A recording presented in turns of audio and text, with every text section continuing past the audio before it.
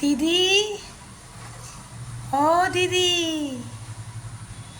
গাদ্দারগুলোকে দেখে নিয়েছে তো?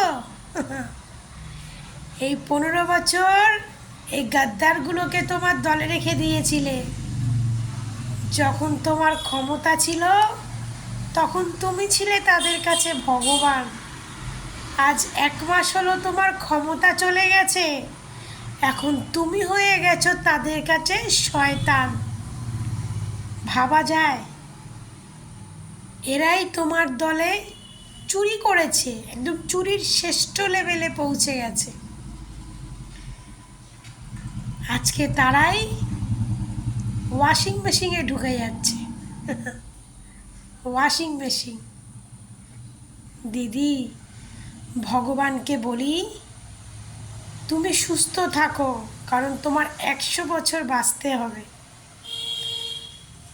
কারণ এই গাদ্দারগুলো শাস্তি দেবে তুমি, সেটা তুমিও দেখবে। আমরাও বলি ভগবানকে যাতে এই গাদ্দারগুলোকে তুমি এমন শাস্তি দাও যেটা যাতে এই 2 চোখ দিয়ে দেখে যেতে পারি। এই গাদ্দার নিয়ে তুমি 15 বছর ছিলে দিদি, 15টা বছর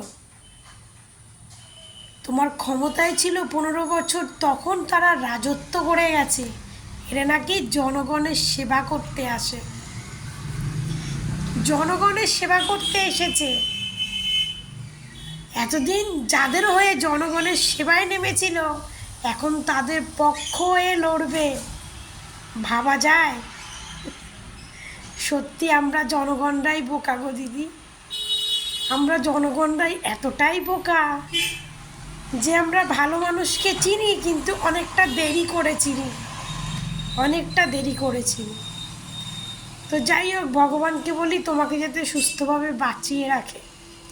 কারণ এই যে গাদ্দারগুলো তোমার সঙ্গে গাদ্দারি করলো না, এর শাস্তি তুমি নিজের হাতে দেবে, সেটা দেখতে চাই এই 2 চোখ ভরে। সেই দিনটা কবে আসবে তার অপেক্ষায় থাকবো। ভালো থেকো দিদি।